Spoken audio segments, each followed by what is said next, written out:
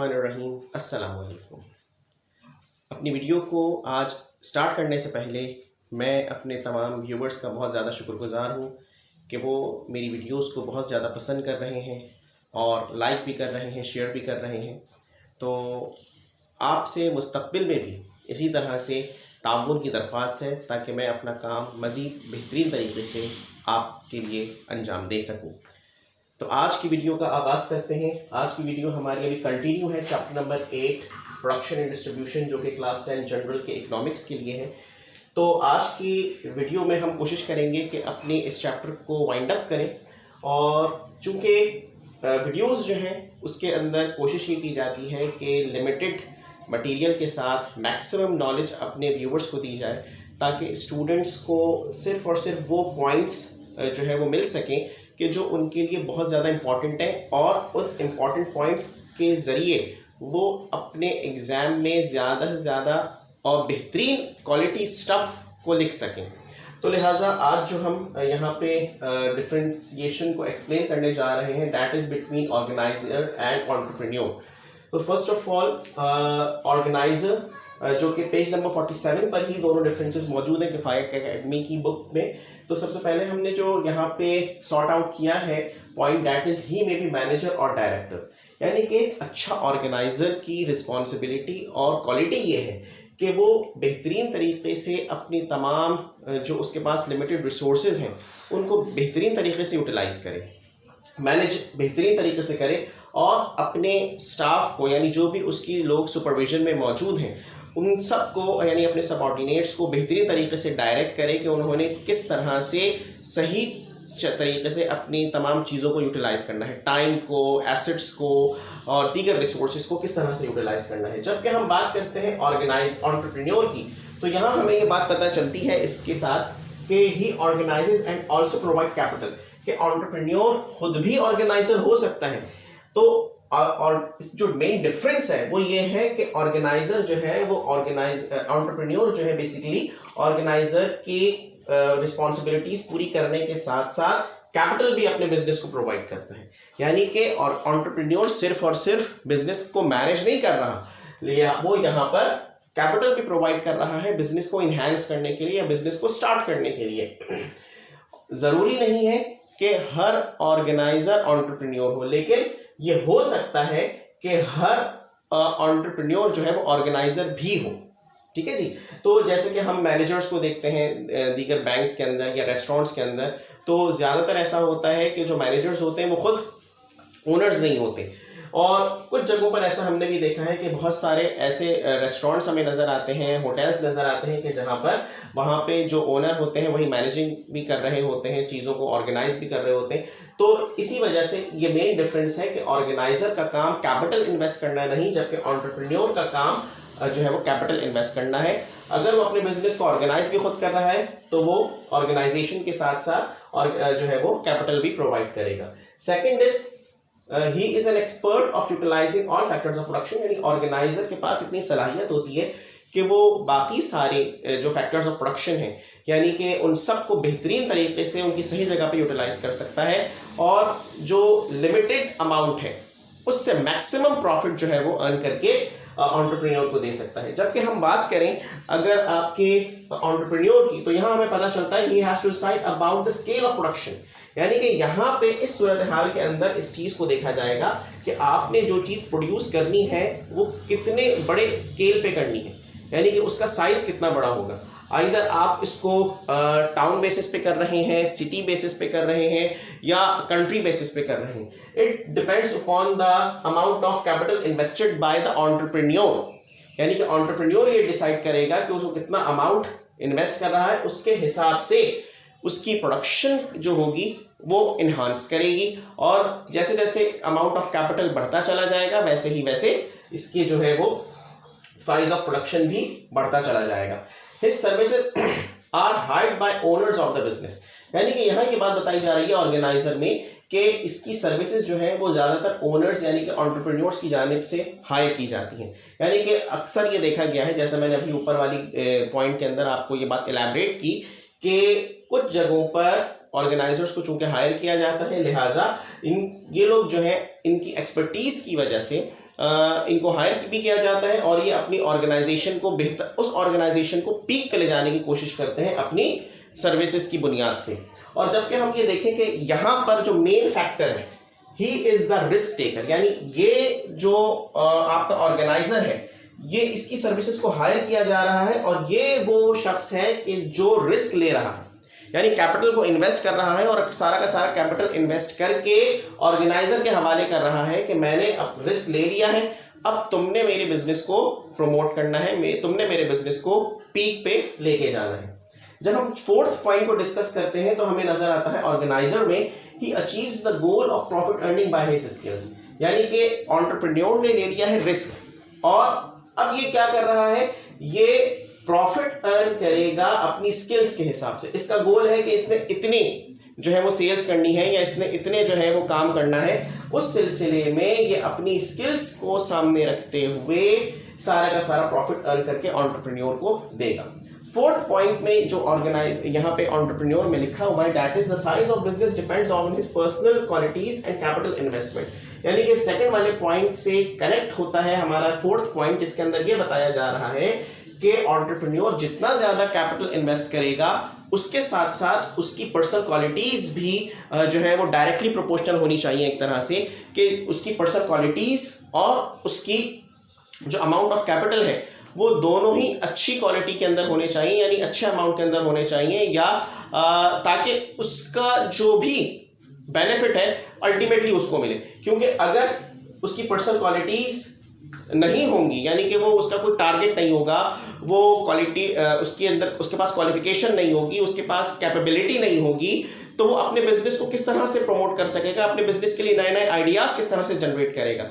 लिहाजा यहाँ पर बहुत अहम पॉइंट जो कि डिफरेंस में आ रहा है ऑर्गेनाइजर और एंटरप्रेन्योर के, वो ये कि एक पॉइंट पर दोनों मुत्तफिक हैं और वो ये है कि एक कैपिटल इन्वेस्ट करेगा तो दूसरा उस कैपिटल से जो है वो प्रॉफिट जनरेट करके एंटरप्रेन्योर को देगा, यानी दोनों जो है वो एक दूसरे के लिए बहुत ज़्यादा यहाँ पर बेनिफिशियल हैं।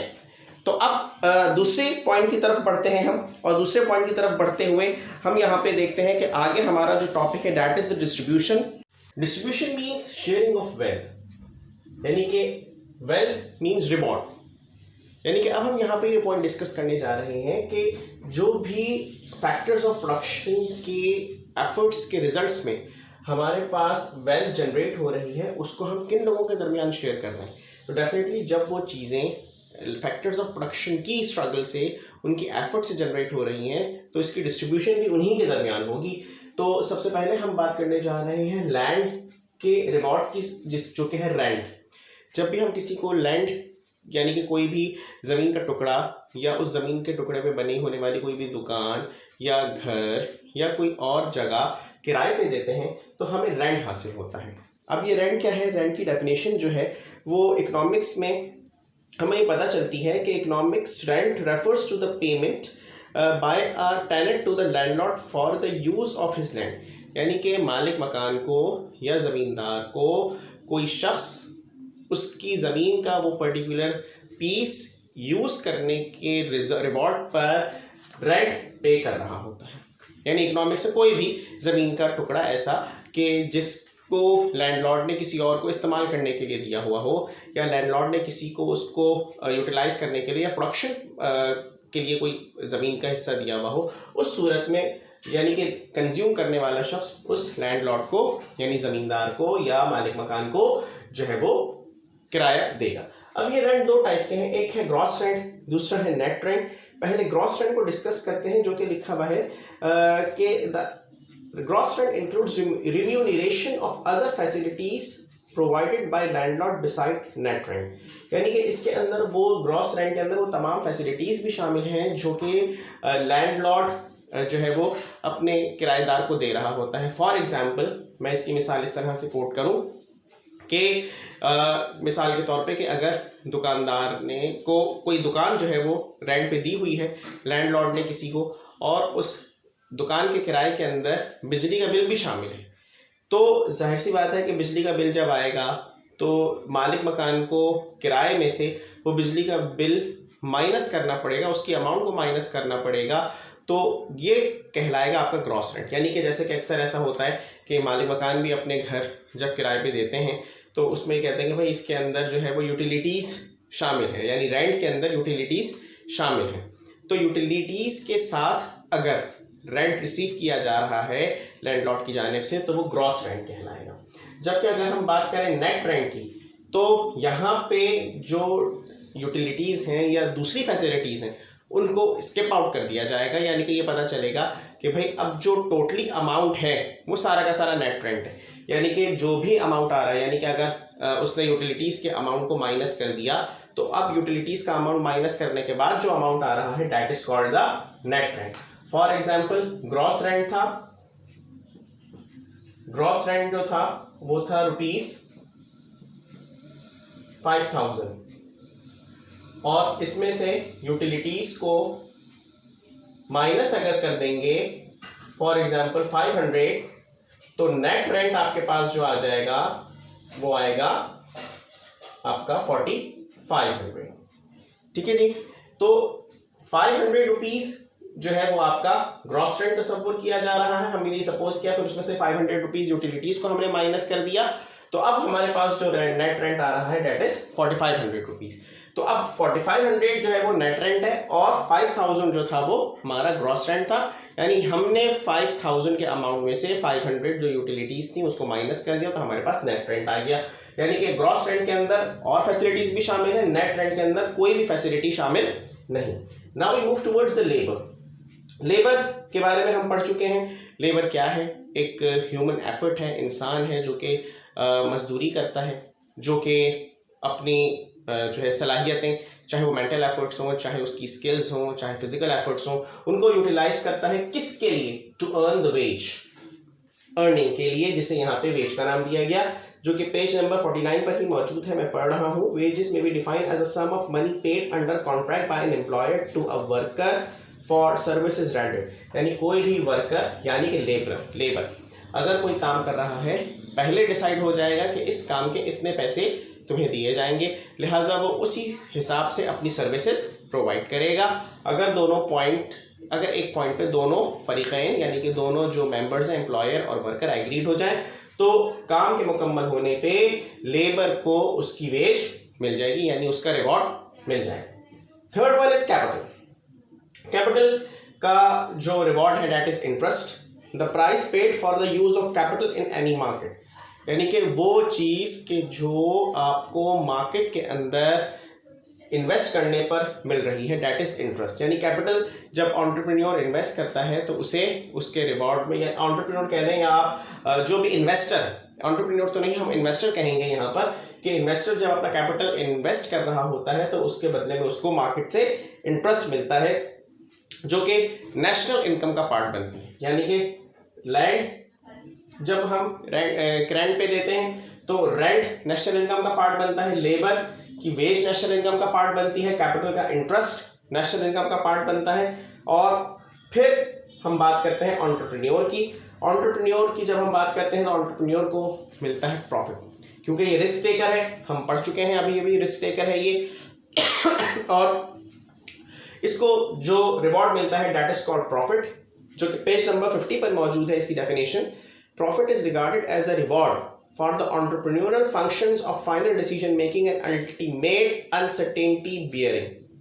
यानी कि तमाम का तमाम रिस्क लेने वाला फैक्टर, चूंकि यहाँ पर एंटरप्रेन्योर है लिहाजा सारा का सारा मुनाफा इसके पास जाएगा। जो भी उसके रिस्क बियरिंग के रिजल्ट्स में उसको प्रॉफिट मिल रहा है, जो भी उसने ऐसे डिसीजंस लिए कि उसका रिस्क कम से कम हो जाए और उससे मैक्सिमम जो है वो मुनाफा हासिल हो, उससे मैक्सिमम गेन हासिल हो, मैक्सिमम रिटर्न हासिल हो, तो उसको जो है यहाँ पे नाम दिया गया है प्रॉफिट। यानी एंटरप्रेन्योर की रिस्क टेकिंग फैक्टर को देखते हुए जो उसको मॉनेटरी रिवॉर्ड मिल रहा होता है उसे कहा जाता है प्रॉफिट। अब हम प्रॉफिट को भी देखें तो दो हिस्सों के अंदर प्रॉफिट भी तकसीम होता है, ग्रॉस प्रॉफिट और नेट प्रॉफिट। ग्रॉस प्रॉफिट कौन सा प्रॉफिट है? वो प्रॉफिट जिसके अंदर बहुत सारे और टैक्सेस वगैरह या दूसरे एक्सपेंसेस शामिल होते हैं। फॉर एग्जांपल डायरेक्ट टैक्स, जिसे इनकम टैक्स भी कहा जाता है, या तो अगर वो मुनाफे के अंदर वो इनकम टैक्स शामिल है तो वो ग्रॉस प्रॉफिट कहलाएगा। और दूसरे भी एक्सपेंसेस अगर शामिल हैं तो वो ग्रॉस प्रॉफिट कहलाएगा। लेकिन तमाम दीगर एक्सपेंसेस को लेस आउट करने के बाद, उसको माइनस करने के बाद जो हमारे पास अल्टीमेट अमाउंट आता है, that is called net profit. Lawful means को इस्तेमाल करते हुए, लॉफुल जराए को इस्तेमाल करते हुए एंटरप्रेन्योर को ये राइट मौजूद है कि वो अपने प्रॉफिट को मैक्सिमम लेवल तक एक्सीड कर सकता है। तो आई होप कि ये आज की वीडियो आपको जो है वो पसंद आई होगी, क्योंकि इस वीडियो में बहुत इन्फॉर्मेशन मौजूद है। इस चैप्टर को वाइंड अप किया गया है इस वीडियो के अंदर, और उम्मीद है कि आप इस वीडियो को लाइक करेंगे, शेयर करेंगे, और अगर आपने चैनल को सब्सक्राइब नहीं किया तो चैनल को सब्सक्राइब भी करेंगे। अपना ख्याल रखिएगा। अस्सलामु अलैकुम वरहमतुल्लाहि वबरकातुहू।